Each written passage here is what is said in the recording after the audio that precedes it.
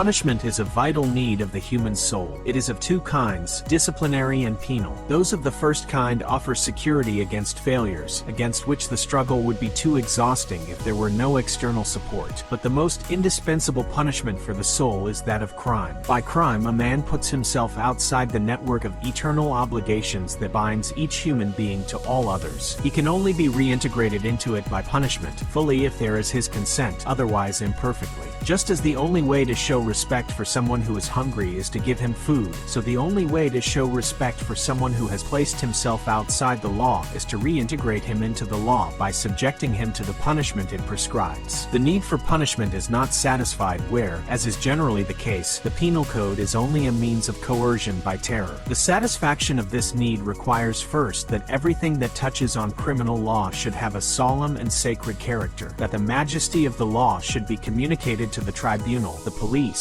the accused, the convicted person, and that even in unimportant cases, if they can only lead to the deprivation of liberty, it is necessary that punishment be an honor, that it not only erases the shame of the crime, but that it be regarded as additional education that obliges to a greater degree of devotion to the public good. It is also necessary that the severity of the penalties be in accordance with the nature of the obligations violated and not with the interests of social security. The disrepute of the police, the lightness of the magistrates, the regime of the prisons, the definitive downgrading of repeat offenders, the scale of punishments that provides for a much more cruel punishment for 10 petty thefts than for rape or for certain murders, and even provides for punishments for simple misfortune. All this prevents anything that deserves the name of punishment from existing among us. For faults as well as crimes, the degree of impunity should increase not when one rises, but when one descends the social ladder. Otherwise, the sufferings inflicted are felt as constraints or even abuses of power, and do not constitute punishments. There is punishment only if the suffering is accompanied at some time, even afterwards, in memory, by a feeling of justice. As the musician awakens the feeling of beauty through sounds, so the penal system must know how to awaken the feeling of justice in the criminal through pain, or even, if necessary, through death. As it is said of the apprentice who has been injured that the trade enters into his body, so punishment is a method for making justice enter into the soul of the criminal through the suffering of the flesh. The question of the best way to prevent the establishment of a conspiracy at the top in order to obtain impunity is one of the most difficult political problems to solve. It can only be solved if one or more men are charged with preventing such a conspiracy and are in a situation such that they are not tempted to enter into it themselves.